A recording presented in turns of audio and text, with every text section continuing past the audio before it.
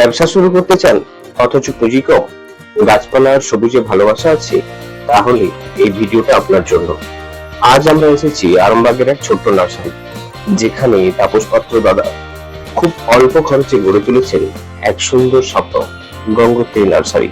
শুনে নিন কিভাবে আপনিও শুরু করতে পারেন এক নার্সারি। আর এটা কোথায়, জায়গাটা কোথায়? এটা হচ্ছে রানার মানপুর। আর যদি কেউ আসে, কোনো কাস্টমার কোথা থেকে আসবে? এই আপনার কলকাতা থেকে আসে, মায়াপুর থেকে পান্ডুগ্রাম হয়ে আরামবাগ বাসদেবপুর মোড় থেকে আসতে পারে, গোয়াদের মোড় থেকে হয়ে আসতে পারে, 14 নম্বর দিয়ে হয়ে। আচ্ছা, মঞ্চতলা থেকে হয়ে বাঁ দিকে নিয়ে যাবে। আচ্ছা, একদম দিঘি পেরিয়ে এইটা আসবে। আর এইটা আপনাদের কত দেবেন? এই নার্সারিটা আসলে নার্সারির বয়স হচ্ছে আপনার হিসেব মতন 7 বছর। ঠিক আছে, এই ইউনিটটা খোলা হয়েছে আপনার 3 বছর হচ্ছে। আচ্ছা, আপনার নামটা কি? আমার নাম তাপস পাত্র। তারপর বাসদেবপুর। হ্যাঁ, আপনি বললেন নার্সারির বয়স 7 বছর। আপনি শুরুটা গাছ নিয়ে কেন করলেন? আমি আগে একটা কোম্পানিতে কাজ করতাম। আচ্ছা, পল্লীশ্রীতে। তো সেখান থেকে প্রথম থেকেই আমার মানে শিক্ষাটা নার্সারিতেই। আচ্ছা, ওইটাও কি নার্সারিতেই ছিলাম। আচ্ছা, তো সেই থেকেই আমি ওই নার্সারিতে ছিলাম। এবার কাজ ছেড়ে দিয়ে এখন নিজে করে। কটা থেকে কটা পর্যন্ত খোলা থাকে? সকাল 7টা থেকে সন্ধ্যে 6টা পর্যন্ত খোলা। সব দিন খোলা? প্রতিদিনই খোলা। রবিবার প্রতিদিনই খোলা। মানে কেউ যদি আসে আপনাকে ফোন করলে, সাধারণ নাম্বার আমি দিয়ে দেবো, ফোন করে যোগাযোগ করলে 6টার মধ্যে, 6টার পর বন্ধ হয়ে যায়। তো আচ্ছা, আপনার কি বক্তব্য যে যারা গাছ নিয়ে কাজ করতে চায় তাদেরকে আপনি কি বলবেন, কিভাবে শুরু করবে? মানে অনেকে আছে যারা শুরু করতে চাইছে, আর আসুক, এসে আমার সঙ্গে আলোচনা করুক। আচ্ছা, হ্যাঁ, আমি তাদেরকে গাইডলাইন দিয়ে দেবো কিভাবে কি করতে হবে না করতে হবে। আচ্ছা, ঠিক আছে, এবং তাদেরকে একটা হোলসেল রেটও আমরা দেবো। আচ্ছা, ঠিক আছে, কোনো অসুবিধা হবে না।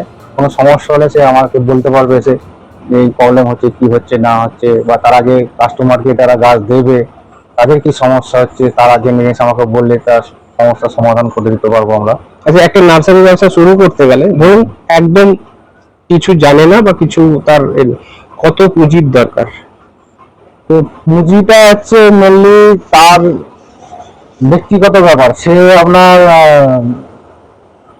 1000 টাকা দিয়েও করতে পারে, মানে 10,000 টাকা দিয়ে করতে পারে, 1 লাখ টাকা দিয়েও করতে পারে।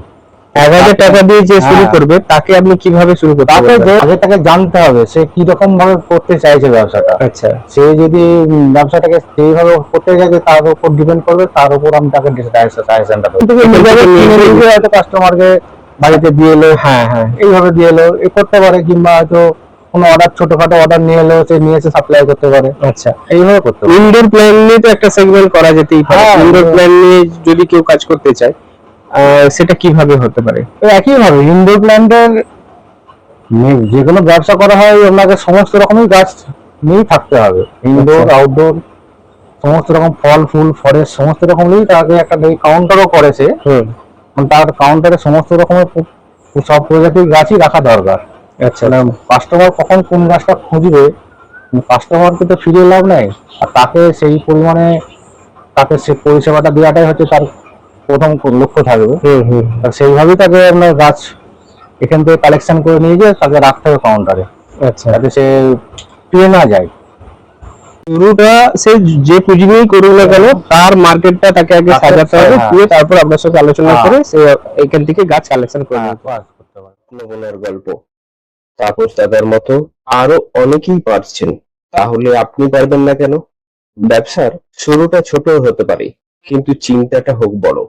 ভিডিওটি ভালো লাগলে শেয়ার করুন, এবং আরো এমন ভিডিও দেখতে, বাস্তব গল্প পেতে আমাদের ফেসবুক পেজে চোখ রাখুন, ইউটিউব চ্যানেলটি সাবস্ক্রাইব করে রাখুন।